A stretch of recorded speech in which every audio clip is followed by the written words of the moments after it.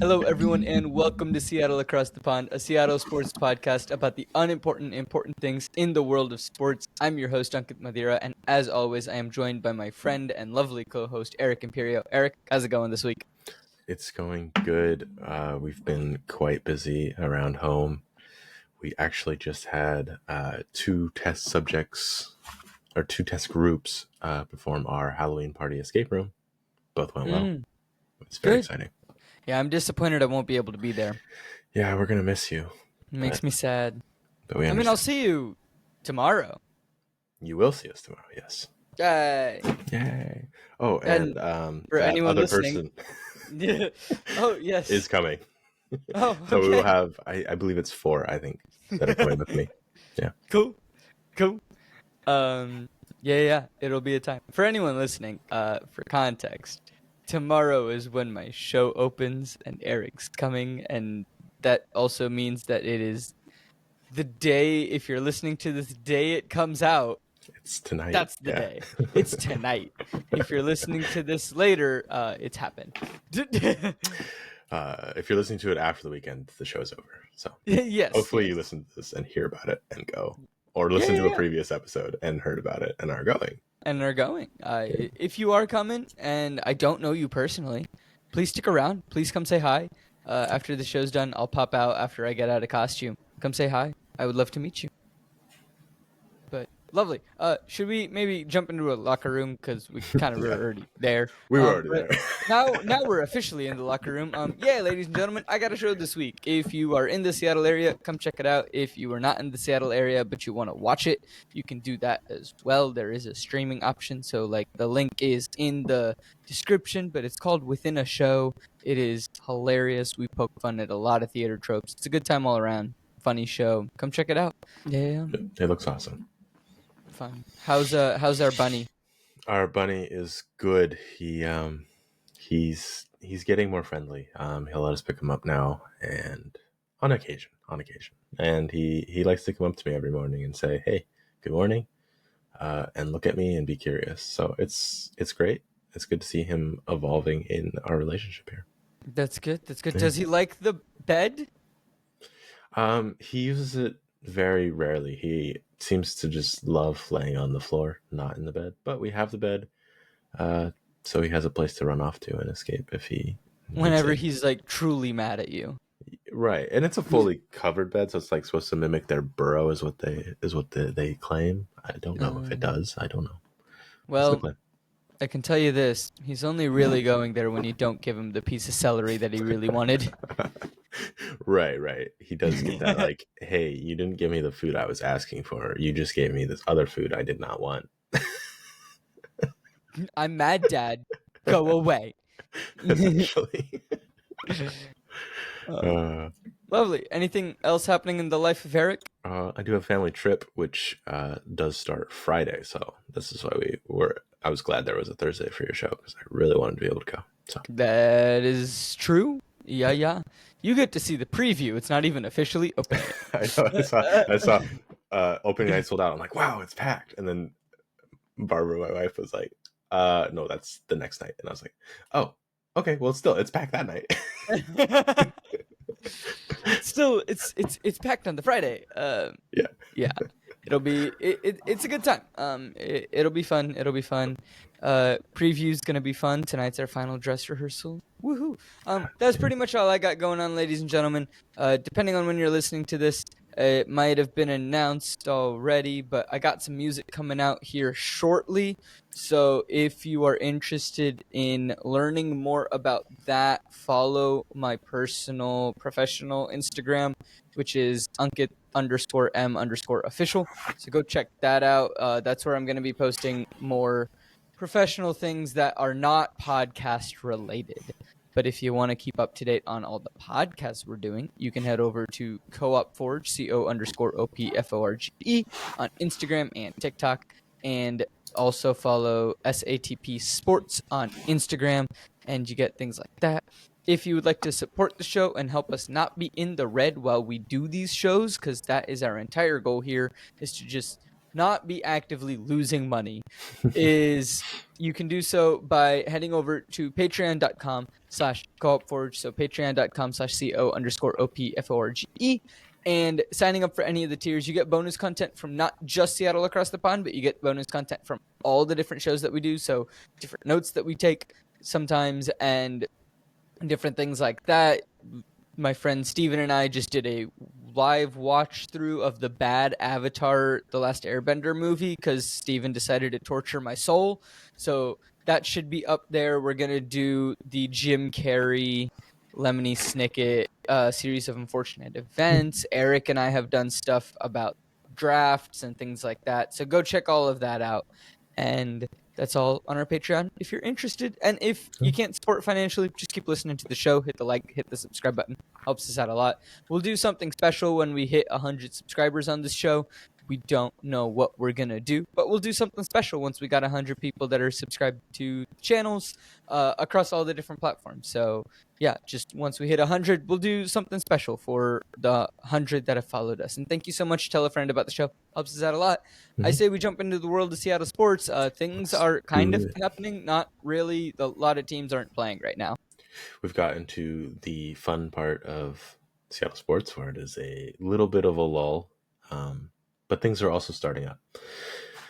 Let's start. Just so you know, the Storm are done. We did talk about this last time. They're done. They were out of the playoffs early. That's fine. So we know that. The Reign, are we even watching their games anymore? They are now officially in 13th out of 14 games. Not last. So hopefully they can pick up 1 or 2 wins in their last 3 games to make that look a little better. They shouldn't have the same mentality as we have when going into our fantasy leagues, which is don't get last, so you have to do a punishment. Right. They're not getting the top 8 is the thing. So yeah, and their players were on an early exodus at a point. So like, it's like when you're on the final 2 weeks of fantasy and you have a bunch of good players and their teams are like, we're gonna sit them. It's feeling like that. Okay. Fun. Yeah. So, yeah, don't expect much from them. I kind of stopped watching because they're just not trying anymore. And I can understand why. But also, this is the downside of... not get last. Yeah. This is the downside you always bring up about American meaningless games that mean nothing. Yes, they're playing meaningless games and they just don't care. Anyway, on to the Sounders. Wow. They've won 3 games since the last time we've talked. Oh, this has moved them into 3rd. So they were 6th. They've moved into 3rd place in the West. They were last at some point in the season, so like they impressive. Were doing terrible at the beginning of the season. We didn't think that playoffs were an option. Right. We were considering no playoffs at a point. And then they made it into the playoffs. And then we were kind of considering they could still get knocked out. And now we're considering like they've made it. Good. I've seen on the internet people are saying Schmetzer should have an opportunity to win Coach of the Year because he turned this roster around by sitting our star players. Well, what are supposed to be our star players? Our DP, designated player. Who did he sit? And I'm spacing on his name right now. Jordan Morris? He sat Raul Ruidiaz. Ruidiaz. Yeah, paying a ton for. And actually started playing Tacoma Defiance call-ups. So, turn the roster around. I think a lot of big fans have been saying Raul Ruidiaz probably shouldn't be playing. And hopefully we can get rid of him as soon as possible. He's old. If he's going to be playing, he should be coming off a bench at this point. He had years of service to the Sounders. And it wasn't like he wasn't a good player. He's at a different point in his career now where I don't think that he is the guy that should be starting. He's just not performing for the team, and we're spending too much for a guy that isn't really needing to start. He's there for the team when called in, but he's just not a starting player. He's not a player that needs to be getting paid. I think it's $10 million a year. He's not there. That's anymore. Fair enough. Part of sports. They have 1 remaining. It is this Saturday against the Timbers at 6 p.m. Well, I hope they beat Portland. Hopefully. Yeah. Blazers preseason has started. You mentioned Portland, so my brain went there. Do it. Preseason has started, not for them. It starts tomorrow when this comes out. Oh, sure. Yeah, why not? We'll see how they look. I don't know. This is the information I got. Year 2 of the rebuild, I guess. Yes. Shaden Sharp is going to start out, so we'll see how that goes. I think he's going to start out including regular season. Williams 3 should be able to make the season, I believe. There have been conflicting reports on Shaden Sharp that I have seen where some people think he might be ready for start of season. Some people think he'll be ready within like the first month of the start of season. That's kind of what I was seeing from the coach. Yeah. And so, but like from my understanding is like the coach is like, look, like we would love to have him for start of season, but we're not going to rush him back. So if he does need to be out the first month of the season, he's going to be out the first month of the season. So like from my understanding, Chauncey Billups, right? If I remember the coach right. Correct. Yeah. Billups was just like, hey, like we are not going to rush him back, but he is on track to return like early in the season at the latest. We just don't know exactly when. Right. He is Hall of Fame coach, so we should trust him. Well, okay, Hall of Fame player coaching. Oh, yes, Hall of Fame. He is not in the Hall of Fame for being a coach. You are correct. I forgot. I saw Chauncey Billups in the Hall of Fame. I'm like, yeah, coach is in the Hall of Fame. I forgot it was for playing. It was for playing, not for coaching. Yes. Still very impressive. And, you know, credit to the Blazers where it's been, 2 or 3 years that Billups has been there. But then after they traded Dame, like really committed to the rebuild, they didn't just fire him after a bad season. Right. They were like, no, like give him time. Like he's got to build a team. Like, there's no players for him, so it's okay. Yeah. As a segue, the Blazers will be at the Hawks game tomorrow night. Oh. Wait, don't they also play tomorrow? No, they play... Okay, sorry. Tonight, as this comes out, they will be at the Hawks game. Yes. When does their preseason start? October 11th. Oh, so Friday. Okay. Friday, they start their preseason. They're in Seattle for that game. Sorry, I should have completely mentioned that. That makes so much more sense of why in the world they are going to be at the Hawks game. It's a home game for the Blazers in Seattle. Is it at Key Arena or whatever it's called now? Oh man. It should be the Key. No, I'm gonna have to pay for parking on Friday because there's an event. You have to pay for parking on Thursday. You have to pay for parking on Friday. You have to pay for parking on I don't have Saturday. to pay for parking on Thursday because Thursday it's down south. It's down south and it's not next to where I am.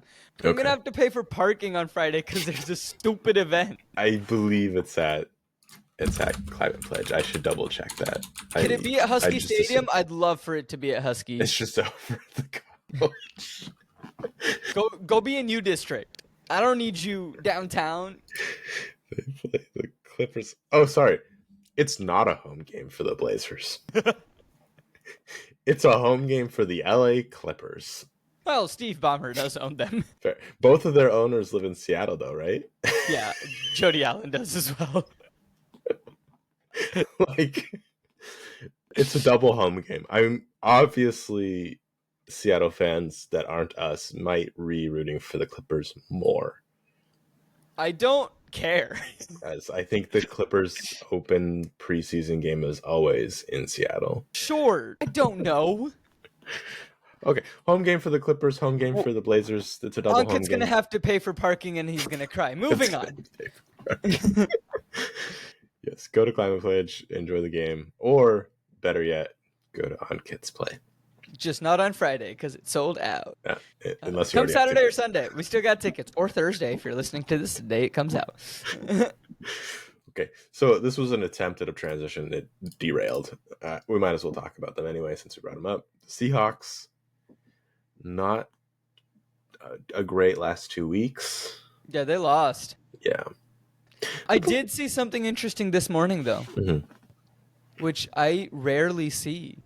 But Ryan Grubb came out as the offensive coordinator and said, hey, that loss is on us. And it's the inconsistencies of the offense, and we need to be better on offense. We need to be more consistent so that the defense can be better. This was for the Giants game. Yeah. But he was like apologizing for the inconsistencies overall, but he was like, especially like last week, like, yo, that was on us a bit more. It's like the vibe that I got of what he was saying. I quickly scanned it before we jumped on the recording, but yeah, sure. I like that the entire coaching staff is taking responsibility. I like this coaching staff. They aren't afraid to say when they're wrong, and they're not afraid to say, even when they're winning, that we need to do better. Yeah. So it's nice to have a group of guys that are vocal about improving. It's not like Pete Carroll didn't. It's just... It's a new era, right? Yes. It's not like Pete didn't, but... just different ways, and Grubb coming out and just being like, "Nah, this one's on us." Like the defense did their job, right? And then we just kept giving the ball away. Like DK's had 2 fumbles in the last 2 weeks. yeah. DK, hold on to the ball. Just improve, DK. DK, we know you can do it. It's not it's just Here's the thing. Blunders. Yeah. We get it. We mess up too. Like, and you are great. Like, fantastic. So, we know you wear a little pacifier mouth guard. Maybe don't have baby hands. Use the big monster hands that you have and hold on to that thing. Monster hands. Oh, okay. They're massive. Yeah. Good news, the Seahawks are still in first place. Yeah. Good news, they're still in first place. The team still does look fairly good. They're dealing with a lot of injuries on defense right now as well. Right. Nshushu's out. I don't know. Nwosu. I'm sorry. Where did you get a T? I don't know. the morning. It's the morning. Murphy's questionable. Woolen's questionable. Hall's questionable. We find some injuries. Questionable. Yeah. Young's out. Fans out. Yeah. So. We a bit banged up. Yeah. A little bit. Yeah. A little bit banged up. Kind of in a must-win game tonight because, if we lose, then they have the tiebreaker. Yeah. So they go into first. I'd really like to win. I would like to win. Yeah. This is a 49ers fan, but it does not know. Yeah. I guess you and I will find out together about how that goes. Yes. Because both of us will not be watching. We'll not be watching. We will not be attending. Yes. It starts at 5:30, so we can tune in for a little bit of it. Tune in for a little bit. We can tune in for maybe the first half. You might be focusing though. Yeah. Look, I said maybe. Maybe. I will probably tune in for maybe the first quarter. Kickoff. I might watch a kickoff and then be like, all right, we're done. But I might also be driving. So and crying about parking. Radio. No. That's not a Thursday problem. That's a Friday problem. Yes, Friday problem is a parking problem. Yeah. Fridays. There could still be a lot of people in Seattle on Thursday, so. I mean, there probably will be, but I highly doubt that at 5:36 they're gonna be up in Seattle Center. I don't know. When the game happens, I would hope that they're not there. So they'll be in the bars. Cool. Hopefully. And then last, not least by any means, the Kraken. They started 2 nights ago, if you're watching this, on the night it came out. They blew a 2-0 lead against the Blues. The Blues were favored to lead. So not too great of a start. This puts them in 8th in the Pacific. No surprise there. They played 1 game and nobody else has played. So anything they would have done puts them in first, other than this. Well, sounds like the Kraken. I think that's a perfect segue into what we're talking about this week. Now, ladies and gentlemen, because the NHL season just started and hockey is a confusing sport sometimes, Eric and I found some rules and some things about hockey that, we just feel like will be helpful for people to know in case they wanted to start watching hockey, start getting into hockey, start doing the things around hockey. So we'll start this off nice and simple, and we'll just start with some very quick, easy to understand rules. All I right. think that's a nice place to start. Start off simple. We'll get to the more complicated things in a bit. Yes. Now there are 4 of these fairly straightforward rules that I'm gonna go over. The first is icing, which is hitting the puck from the side, from their side, so like from your half of the ice to the behind the opposing goalie. You can't do that. That's illegal. It results in a stoppage and then a face-off, which is when the two people are like, there, they drop the puck and then they go smack it. Smack it. Yeah.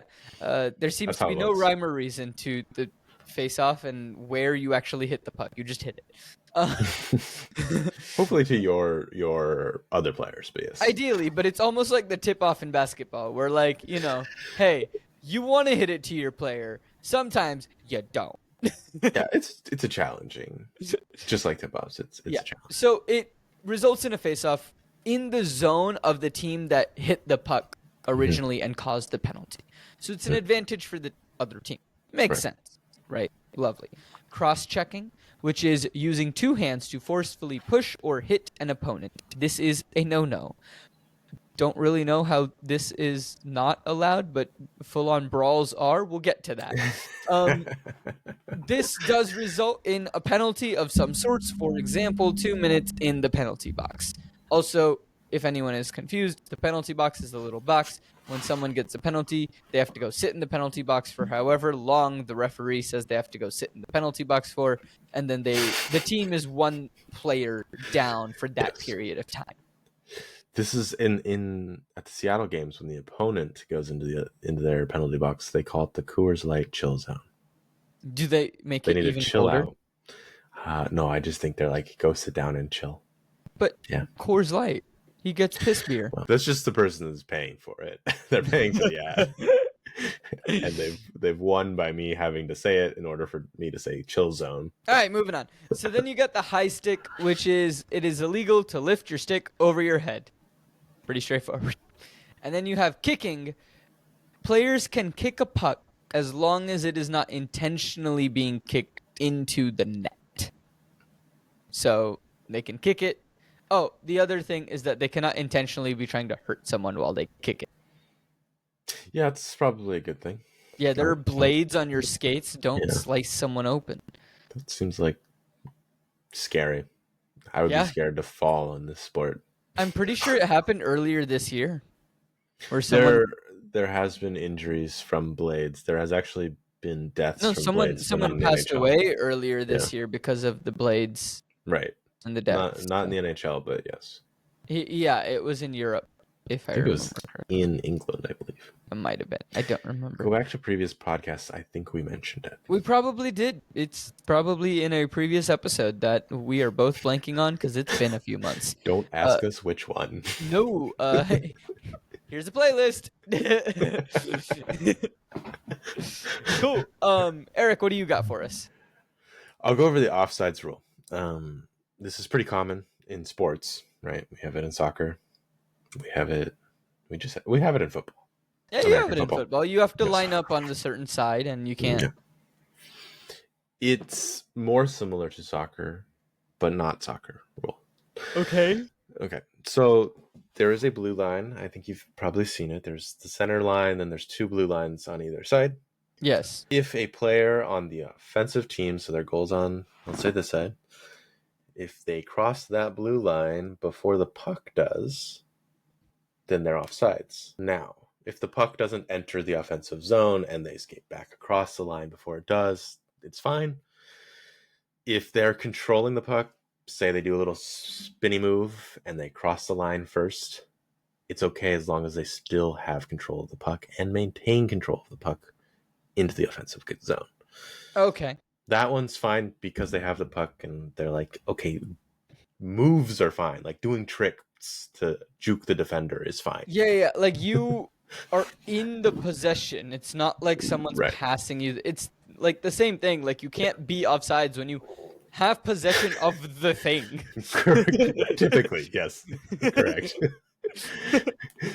The rule to the skating back thing, if the puck enters the zone and you were offsides, but you skate back or are trying to skate back, not trying to play the puck, it'll be a delayed offsides. So if the puck does not leave the zone and then re-enter the zone in a clean manner, so nobody's offsides in the re-entry, then you'll get called for offsides. If it does do that, you will not get called for offsides.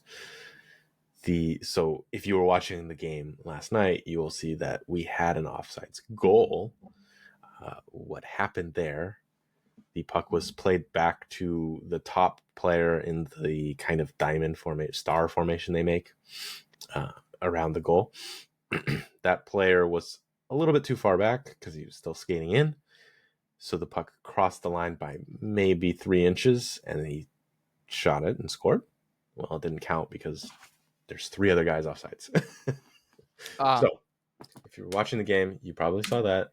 Might have been confused. That's the explanation there. Cool. That's offsides. Sounds good. Pretty understandable. Next one that I'm going to talk about is 2 sticks.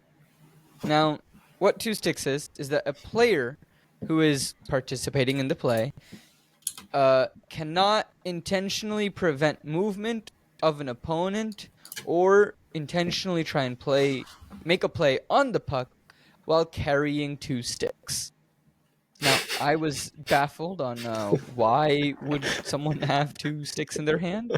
Apparently, it is more common than one thinks because the goalie loses their stick a lot.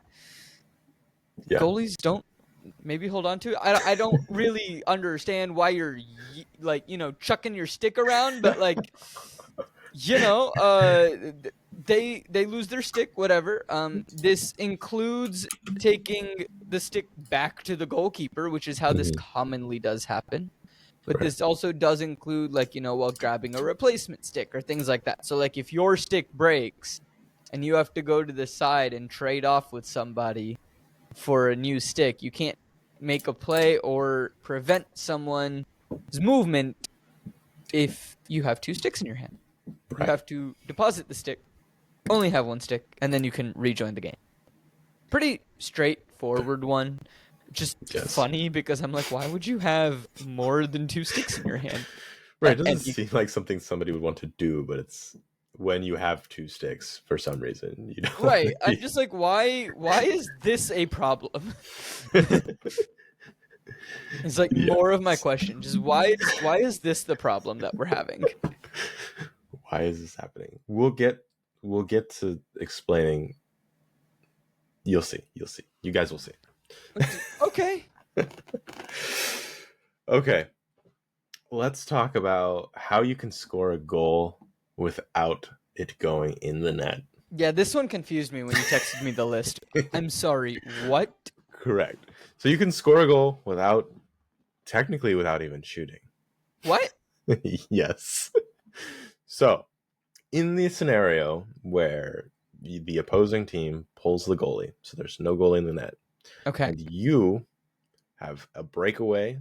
So they have 6 skaters is the idea. And you have a breakaway somehow with your 5 skaters on an empty net. Great time to score. You'll love to see it. You want to score goals. If the other team decides, we don't like this, let's stop the breakaway by illegally putting a player on the ice. In this case, in order to stop the breakaway. In this case, because there is now 7 of their skaters on the ice, and it was also an illegal substitution, and you stopped the breakaway, they're saying there was no goalie, there was no defenders. This player is a professional. They would have scored the goal. We are giving them the goal. So they didn't have to shoot. They didn't have to do anything. They could have got injured. The puck could have flown into their own net. It still would be a goal for them. I appreciate that rule. That's one of those fun, wacky rules that I do. I like the fact that it's just they're a professional.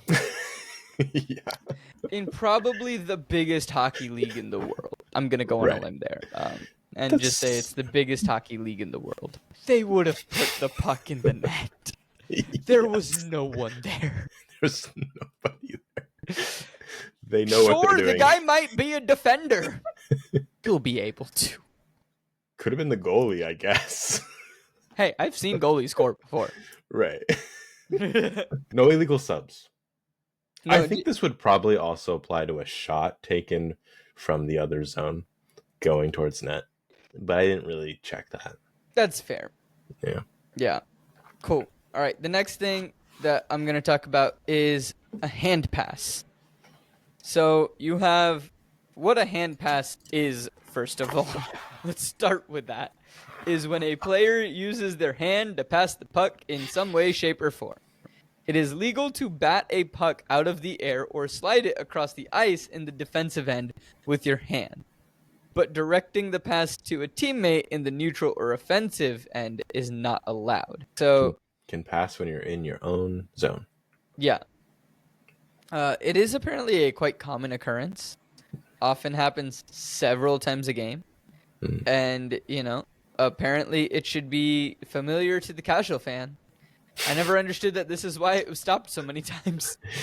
Right. Yes. But that's all it is. You can pass it using your hand. I don't know why you want to put your hand close to the spinning blades on the ice.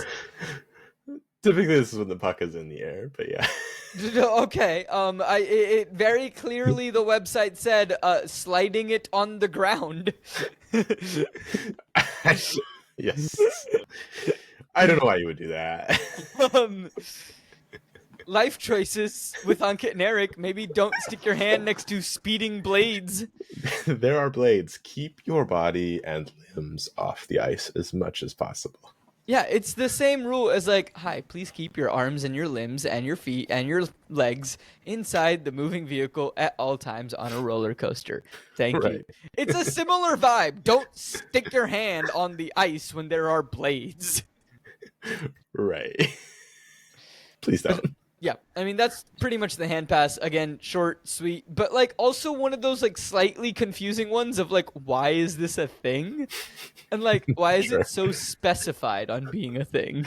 It could have just been no hand passes, but they decided no. It needs to be legal in your defensive zone, which is the funniest thing to me in hockey. Where other sports, it's hi, this is illegal all the time. Hockey, this is illegal 50% of the time. 50%.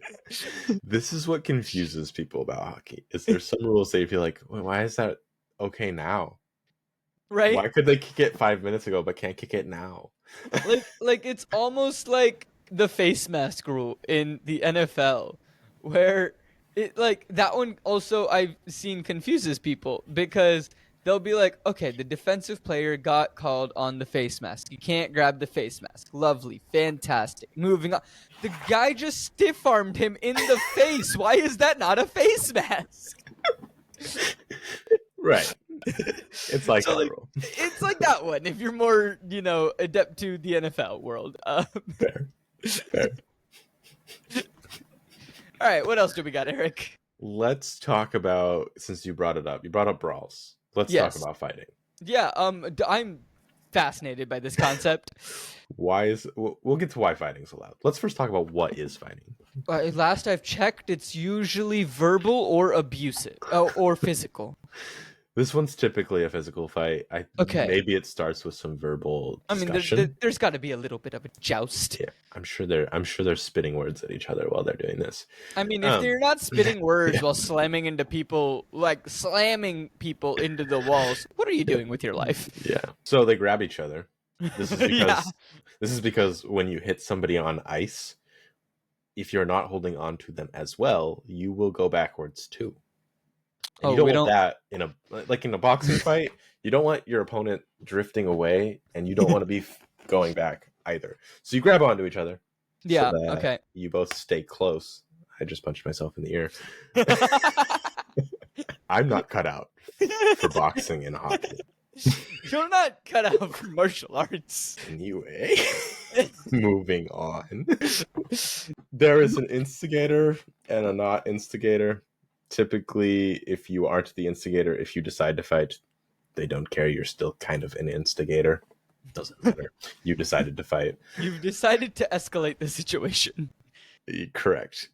So, unless for some reason where they decide one of the members was just completely unwilling to fight and got drug into this fight, both players will get a 5-minute major that must be entirely fulfilled. So even if the other team scores, while the team will now have 5 players on the ice, the player stays in the box. And if there is a score, they stay in the box until there's a stoppage. They can't just like come out across the ice because then they'd have too many men on the ice. So you could be serving more than 5 minutes in that scenario. Something interesting about this, the refs can stop this whenever they want. So sometimes the refs are just like, oh, this looks like entertainment to me. Yeah. They could say no immediately. But they don't. But they just let it happen. I'll explain why in a second. Is it because they know what the people want? This is part of it. Okay. Now, some fun rules. Your helmet. Oh, there are rules to fighting? There fighting? are rules to fighting. First fun rule. Your helmet must stay on intentionally. You must intentionally leave your helmet on. You cannot intentionally remove it.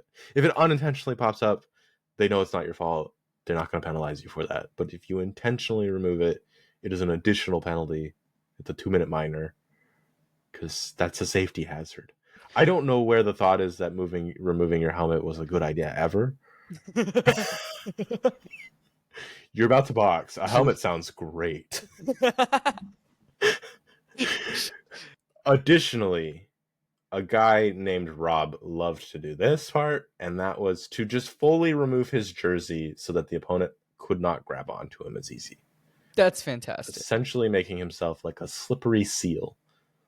I love the wordplay here. So because... What are you, Rob? I'm a slippery seal. Because Rob was trying to be a slippery seal, the NHL has said, please keep your clothes on. Oh, man, come on. Rob just wanted to let his inner seal out. Don't want to see slippery seals on the ice. Please. I don't know. Slippery seal on an ice seems pretty funny. Yes. Now, of course, if your jersey gets removed by the opponent unintentionally, that's not your fault. But that's also like impressive if they're able to get that off of you over your helmet. It is impressive also because for people that are not familiar with the jerseys, there is actually a hook and a clip that hooks it to your pants. So it's typically not supposed to come off very easily. Yeah. You do get a penalty if you have not properly secured that as well. If they determine that during the fight that it was not properly secured. I'm assuming they determine that off of some force applied to the jersey or something. I don't know. Now, even more interesting. Everyone must leave the vicinity of a fight when there's a fight. Wait, what? Yes. So everybody but the 2 players fighting have to get out of there. They don't want more people in the vicinity of the fight. It annoys them. Understood. The refs need to be able to see what's going on in the fight. The refs make sure no rules are being violated. Right. There are rules to our fighting.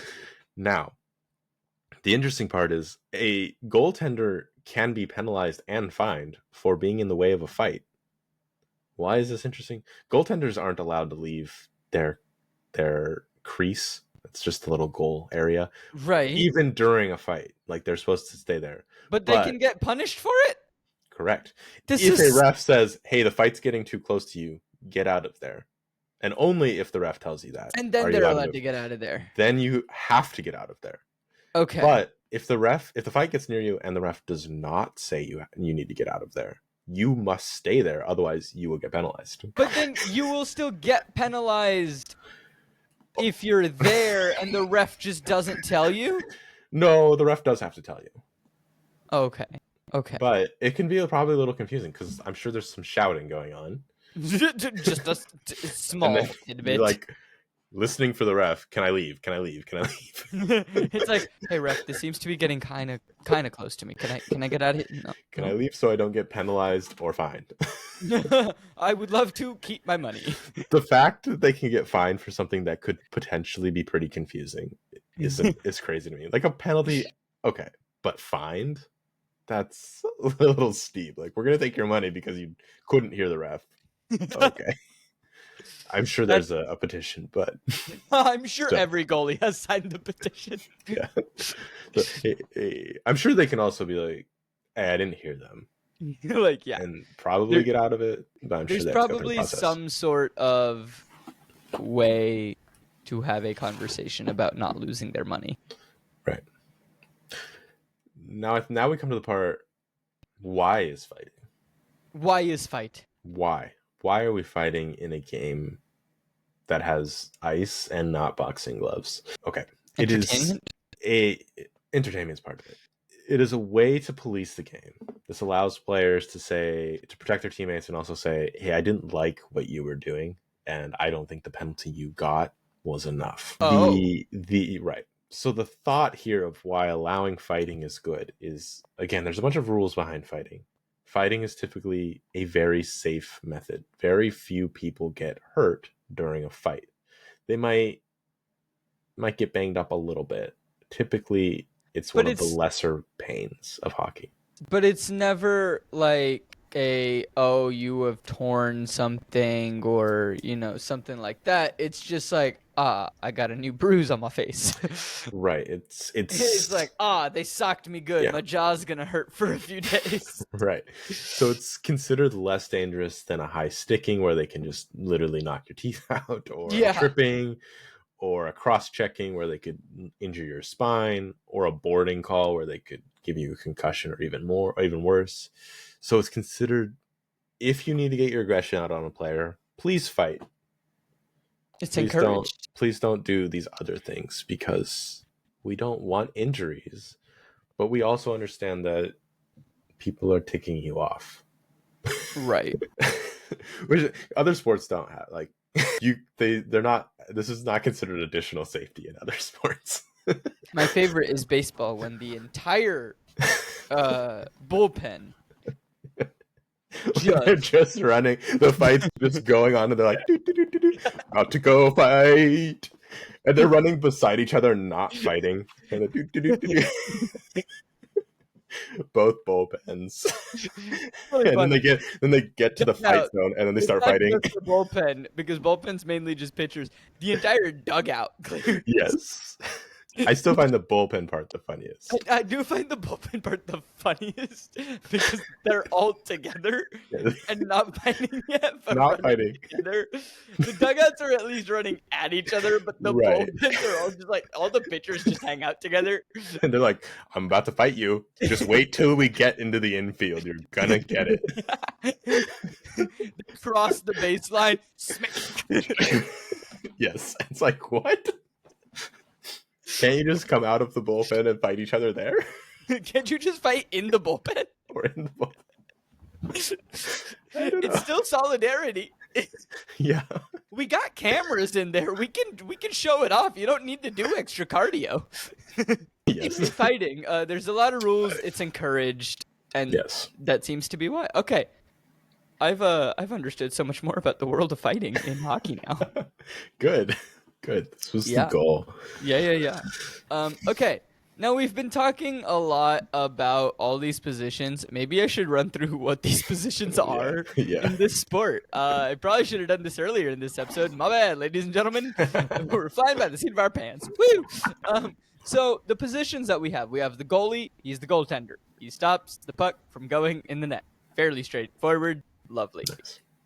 Now, you have usually 5 other people on the ice along with the goalie. The way that the formation kind of usually you can think of it is there are 3 in the front, 2 in the back, making a little bit of like a star. Yay!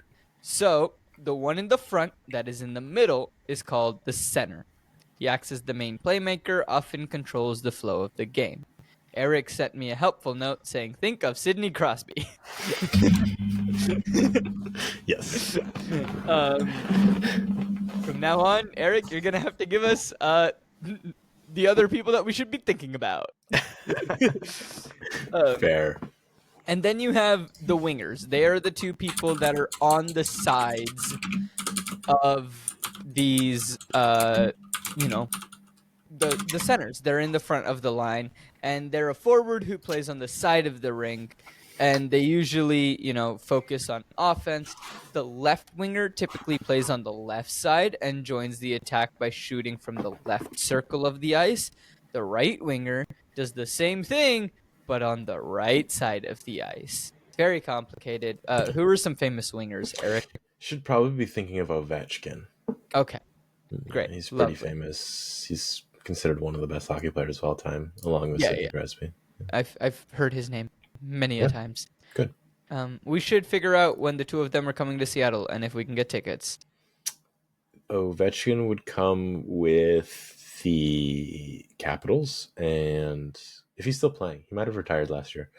And then Crosby will come with the Penguins, which I will be at that game. I always go to that game. Well, then, if I'm free and if we're able to, I'll come with you. I do like the Penguins. I love the Penguins, as we discussed in our last episode, just because also they used to have a penguin as a mascot. Yes. An actual penguin. Yeah, actual penguin. Go back and listen to that podcast. That was a good episode. It was a fun episode. It was a good episode. Here's the little link if you're listening on YouTube. If you're listening somewhere else, just scroll slightly. It's literally the latest episode. We talked about birds. Now, anyway, the other two people that are on the ice are defensive men. They can either be left or right. Each is, usually responsible for their half of the rink. And it's not like you can't go to the other side of the rink. This is just where you position yourself. Now, the left defenseman mainly works on defense on the left, and the right mainly works on defense on the right. Woohoo! Those are the positions. There aren't that many. They're fairly straightforward. For this position, think Bobby Orr. Okay. I mean, this was a long time ago, but he's considered one of the greatest defensemen of all time and probably one of the best players in the NHL of all time. Current player, maybe Adam Fox or Spurgeon. Okay, sure. Cool. What else you got? Let's talk about who's who in hockey. We've been talking about all these teams, all these players, all this stuff. What should I know if I'm a new fan? Who should I care about? Who should I not care about? Okay. Seems like useful information. Obviously, you should care about the Kraken. Yes. That's the Seattle team, if you haven't got that yet. They have by far the best name. By far the best name. I'm probably super biased, but by far the best name. The only name that I would say that fights them, Penguins. Fair. I'm also biased on that. That was my favorite team before Seattle came. Now, Seattle's in this group of what I'd like to call the new kids on the block. That would be Las Vegas, the Golden Knights. No, they don't deserve that anymore. They've won. Screw them. They're still the new kids on the block. They've only been playing for 6 years. No. They've won. They ain't new. No. We're going to get into this part. Technically, they're considered new still. Screw it. Ankit says no. The other new kid on the block, new this season, will be Utah. I can't wait till they have a name so I can talk about them. Yeah, I look forward to them having a name. I don't know why they don't have a name yet. Like, how? Okay. Yeah, I wish they'd have a name. I don't know how hard it is to name teams. I don't know, but I feel like it needs hard. to be the Utah Mammoth. Fair. That works for me. Or the Utah Yeti. Just a name. Or like a previous episode, go listen to it and you'll find out what we think the other name is. Okay. Now, very importantly, you should know about what's called the 06. What's the 06? Kind of like the OG. They're the original 6. This would be the Boston Bruins, the Chicago Blackhawks, the Detroit Red Wings, the Montreal Canadiens, the New York Rangers, and the Toronto Maple Leafs. All of these teams they started the NHL essentially. They were all in the original NHL. That's all you need to know about That's all you need to know. Cool. Lovely. Out of that, good for them. Out of that, I'm going to go into who's won. So, luckily, these teams are basically, other than the Rangers, they are all in the top 6 all-time wins, which makes sense, right? They've been around the longest. Now, most dominating performance, and we've talked about them being in a Stanley Cup playoff before on this podcast, is the Montreal Canadiens. Seattle has beat them in a Stanley Cup playoff before, or Woot final woot. before. Woot woot. Not the Seattle you're thinking of. The other Seattle. This is why Seattle has won the Stanley Cup. Kraken have Correct. Not. Go listen to that episode. It's here. Yes. Sadly, this list I have did not include the other Seattle team on this list, but I know it exists. Anyway, they do have 23. The Montreal Canadiens do have 23 Stanley Cup wins. Oh yeah, no, they are stupidly good, dominating. Whereas the next team, the Toronto Maple Leafs, in the NHL just as long as the Montreal Canadiens, only has 13. So it's a giant blowout. The Montreal Canadiens aren't making much progress as of late, but it's still a giant blowout. They have at least a decade to hold on to that. At minimum. At minimum, they should be doing fine. And let's talk about the Leafs since I brought them up. The Montreal Canadiens are not worried at this time. The Leafs... It's not that the Leafs are bad. It's that the Leafs are bad. No, it's no matter what the Leafs have, they can have the best team on paper. Yeah. They cannot win a playoff series. They can win. They cannot win important playoff series. I have heard of this. They'll win like one and they get knocked out. It's like the Cowboys. You're right. Like you'll have the who's who of the NHL, and you will still lose. And that's just how people understand the Leafs. Nobody's hating on the Leafs right now because of this. And so until this changes, you can like the Leafs. The Leafs exist. The Leafs exist. Just know that come playoff time, you're going to be sad. Right. After that, the Detroit Red Wings have 11. They're also not doing too great right now. They're improving. Boston Bruins have 6. They had like the longest streak of like all time, though, I think, if I remember correctly, up until sometime in like the 2010s of like playoff appearances. It was like 28 consecutive like something insane. Yeah. And so like they were good for a very long time. I would consider the Detroit Red Wings historically the worst at winning the Stanley Cup while in the Stanley Cup playoff or the Stanley Cup final. Yep, that sounds about right. 24 appearances in it, and I've only won 11 of them. Yeah. They're not great closers. You could make the case the Bruins are worse because they have 20-6. So they're the next ones with 6 wins, and then the Blackhawks with 6. So it's a tie. After that, the next 06 team is the Rangers at number 9 of total wins, and they have 4 wins.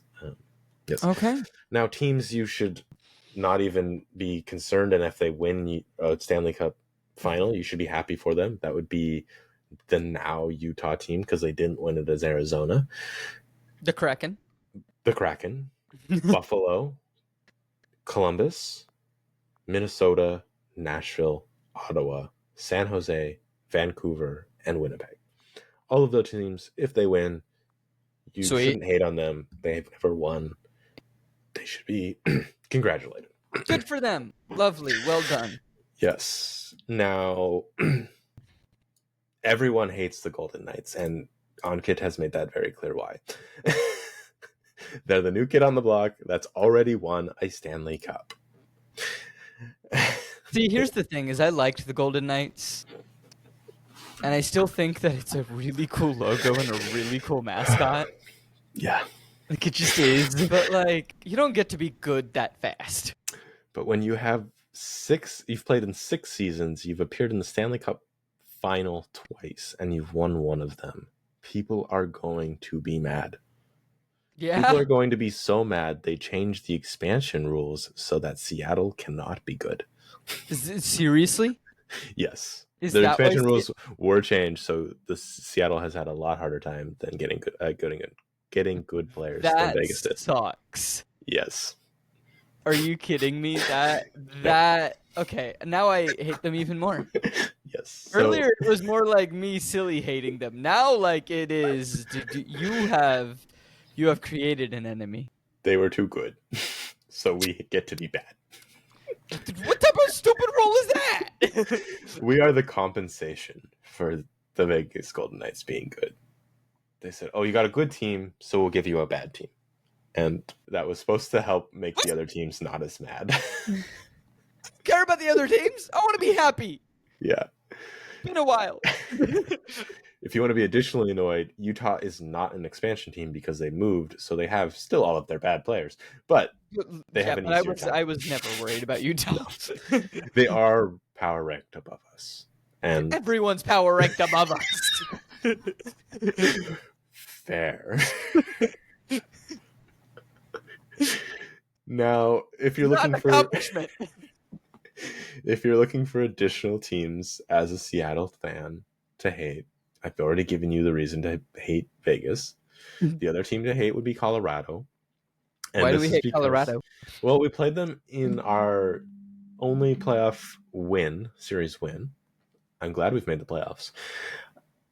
Typically, you think when you beat the team, you wouldn't really be mad about it or mad about them. But it was a really dirty series, so people are not happy about it. Because then we went on to lose to the Dallas Stars. People aren't mad about the loss to the Dallas Stars or Dallas Stars at all. Like, we're okay. We lost to them.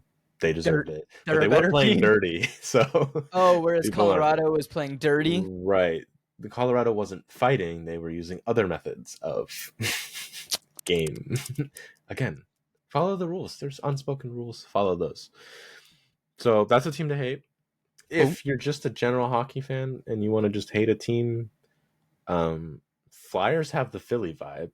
So if you're familiar with any other sport, you probably know about the Philly vibe. Yeah. Hey, TJ, for listening to this, if you're wearing Eagles gear when I see you, I will turn around and, well, actually, I won't turn around. You're paying for anything we're doing. Yep. So, Philly's vibe. Sorry, y'all. I needed to blast my friend who's a traitor. Fair. Now, if you just want to be confused, both Florida Panthers and the Tampa Bay Lightning are good. If you know anything about Florida, it is not cold. It's famous for ice, though. It's famous for ice. So famous for ice. Yeah. On a side note, ladies and gentlemen, if anyone is listening from Florida, I hope you are all okay and doing fine with another hurricane coming towards y'all. Please stay safe. So, yeah. Nothing but good vibes heading to Florida. Also, in retrospective, I just need to make this clear. TJ's only a traitor in terms of, like, sports things. And, like, otherwise he's a lovely friend. But, like, sports teams, currently the major beef that I have with the guy. Yeah. You can't have beef with friends, what's the point? Yeah. Like, that's the only beef. But, like, you know, it's just sports related and stupidness. Fair. All right. Do you have one more? I do have one more. All right. It is a fun one. It is goalies and their tape.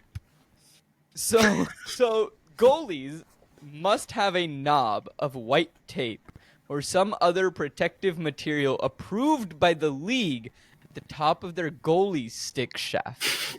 And this knob can be no less than 1/2 inch thick. Now, why is this? It's that it doesn't get confused with the puck. Okay. Black would be confusing, but why white? No. That's why it has to be white. Okay. Right?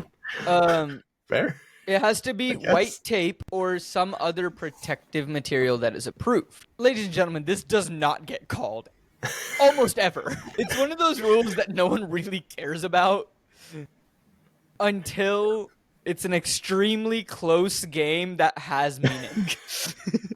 So the other team is just like, okay, the goalie's not doing the white thing, and we need a timeout break. Let's call that. Yeah. That's pretty much when this gets called. It is an elimination game in the playoffs. They understand we're only down by a goal. We currently are like doing well. Oh, we can call that. Hey, ref, By the way, we need a free timeout. let's throw off the mojo here. Yeah. Let's get a free timeout. Let's get him thrown in the penalty box for a little bit. 10 minutes later, oh wait, our guy is doing the same thing. Quick, replace the stick. It's 100% what I imagine the sidelines are like in this moment. Yeah. This rule makes no sense. I don't get it. Not in modern play. I get banning black tape. Yeah. Right? Or like a very dark color. Yeah. Like, it's like, I get that there are like colors that are banned. And it's just like, hey guys, like, this is just mainly so that we can see the puck. Right. Like, can you just like it can be your team colors, we don't care, but like, can you pick the lighter of the team colors instead of like the dark one? Right. Like, yo, Kraken goalie, instead of picking the dark blue, can you pick the teal? Right. Like, it is, yeah. So the goals are initially manually indicated that they score. Yeah. Nowadays there is a video that will make a noise in their ear and say, hey, yes or no. So I understand not wanting to use a dark color for that. And if you saw the game yesterday, there was a not goal that the manual guide did turn on the light for. So even without the confusing black tape, they're still making mistakes initially. So right. And like, you know, we're humans. It happens. I appreciate the times that a ref like throws a flag and then, or like calls a foul, and then they're like, wait a minute. Wait. There was no foul. My bad. Continue. Sorry. My fault. Moving on.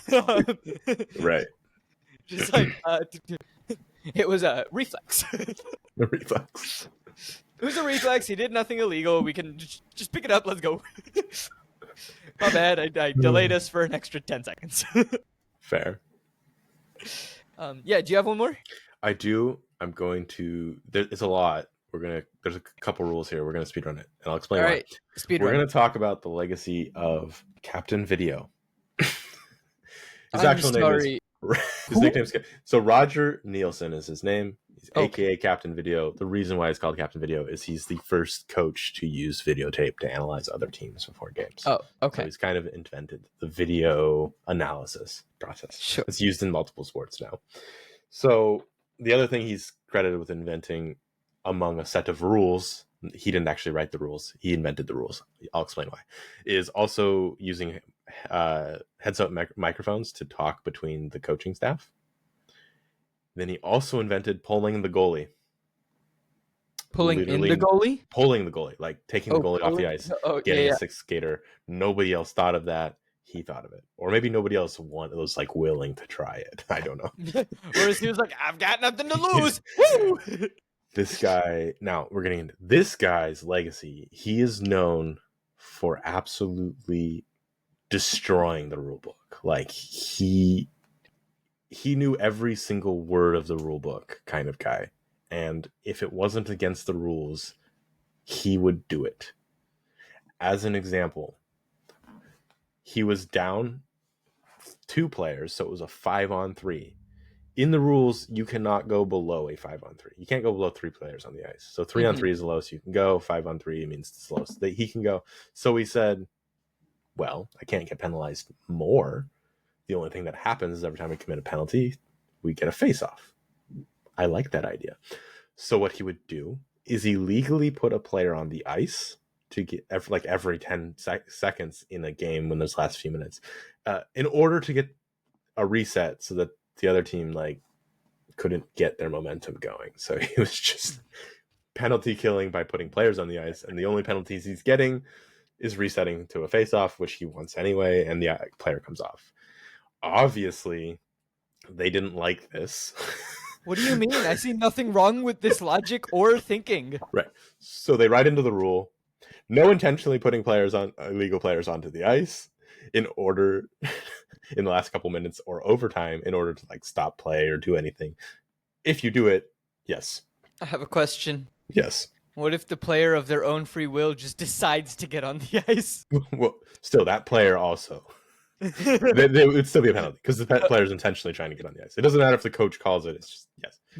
It's because a coach was doing it that the rule comes into existence. So last 2 minutes of the game or overtime, if you do this, it results in a penalty shot, which is, don't like that. So additionally, he said, well, now you're just saying if I have players get on the ice. So what he would do is he would have fans throw objects onto the ice in order to stop the play. Good job. Which you can't have objects on the ice because they're all skating. They could trip, they could fall, they could get hurt. So you have to stop the ice. Or, poor little Teddy could get decapitated. Right. So if you're a fan and it's the last 2 minutes of the game or it's overtime, do not throw an object onto the ice in order to stop a breakaway because it'll result in a penalty shot because they also had to add that. Hey, I appreciate this guy. Now, obviously, we move on to, okay, well, now we're in penalty shot range for this guy. What is he going to do with the penalty shot? Well, goalies aren't allowed to leave the crease during a penalty shot, but it doesn't say anything about in the rule book about if I swap my goalie and put in a defenseman. So I pull my goalie, put a defenseman in, and he's allowed to leave the crease. So he can just play normal defense. So he just body checks a guy? So he would just play normal defense. Obviously, the NHL was like, dude. So now the rule states it has to be must be a goaltender. Valid. And they must stay in the crease. Yeah, okay.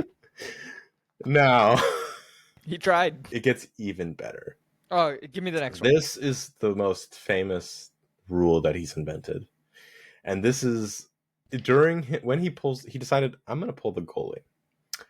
Nothing in the rule says that he can't leave his stick lying in front of the goal once he's been pulled. So open shots are a lot harder. Because typically you're shooting from far away when there's 6 skaters and you only have 5. You shoot from a long distance. There's nobody there, so it's a little easier to go in. But you're not going to get lift at that point because it's so far away. So a stick lying away essentially knocks that away. Obviously, the NHL didn't like that. Don't intentionally leave your gear behind. Just out here. What if it wasn't intentional? He just forgot it. I think if it gets dislodged in some way and remains behind, you're not going to get in trouble as much. Although, I don't know. See, all that they need to do now, and I'm out here giving loopholes because I like this guy and I like the way he thinks, right? Loophole central. Here we go, ladies and gentlemen. What we got to do, you're pulling the goalie. You have the defender skate backwards, accidentally running into the goalie just in front of his goal. So then as the goalie is skating away, the stick falls out. It won't be perfect, but it'll fall in front of the goal in the crease. And then it got dislodged, but the goalie was told get off the ice, and it's dislodged, and you can't be penalized for it. I have no clue if the rule's written this way. Try it. Look, I'm just out here trying to extend this man's legacy. I assume that if it was possible, Nielsen would have tried it because this rule is not done. Also, I didn't mention the goal. You're awarded a goal if it hits the stick. So, okay. That's fine. Stupid, whatever. That's the now rule. So if they leave the stick, it hits it, they're awarded the goal. Never mind, ladies and gentlemen. We can't loophole it. We'll find a different way to loophole things. Yeah. And I'll explain why, if it was possible, he would have done it, because this isn't where he stops with this rule. This rule's gotten longer. My understanding is initially they just put don't leave your stick behind. Then the goalie left other equipment behind. So then now they had to put don't leave equipment behind. Don't leave stick or goalie equipment behind. And then there was another rule because, okay, can't leave my stick behind. Can't leave my goalie gear behind. What else could I do? Oh, I could make a pile of snow. So the goalie would use his skates when he knows he's about to get pulled off the ice to make a little pile of snow, scoop it in the line in front of the goal so that it hits the pile of snow. It's fantastic. So now you also cannot make a pile of snow. You cannot make any. I think the rule also says or any other obstruction, because they were figuring this guy was going to figure something else out. No Frosty the Snowman? No Frosty the Snowman. Aww. Frosty the Snowman just wanted to come out and play. Yeah, he did. He wanted to play goalie. He really did. So those are the Roger Nielsen rules. Also, if your puck is getting stopped by a tiny bit of snow, it wasn't going in. I think he was making big piles. What was this goalie making? Big enough to stop a puck. Okay, well, on that lovely note of loopholes, that is the end of our episode for this week, ladies and gentlemen. Thank you so much for listening. If you've listened this far, leave us a like, leave us a comment, let us know how we're doing, what things you want us to cover. Like, we love hearing from you guys. If there are things that you're like, yo, this is a wacky story, or like there are like some weird things that you guys need to go look at, and you don't want to do the deep dive, we will do the deep dive. We are committed to making these deep dives for you. Like last week, where we deep dived about birds for zero reason other than we thought it would be funny. We wanted to do it. Yeah, that was legitimately our whole thought process. We had a conversation. We were like, birds. All right, we're going to talk about birds. So, by all means, like, please let us know what you want us to talk about. Support us on Patreon if it's possible. Link is in the description. Follow us on social medias. Links are in the description. Thank you so much. Again, if we hit 100 subscribers across the platforms, we'll do some type of special for you all, some special episode. We'll try to figure something fun out there. Yeah. But thank you all so much for listening. And until we chat about something inevitable, I think it's going to be basketball related in 2 weeks because NBA season is going to be kicking off there. And what we're trying to do is when a season starts off, we're going to focus on that sport of whatever the sport is of the season and bring something in from that sport specifically. So next week should be an NBA centric episode, and then we might figure something out. I don't know. That's a month away. I haven't thought that far. I have a show this week, so I'll catch y'all later. Bye.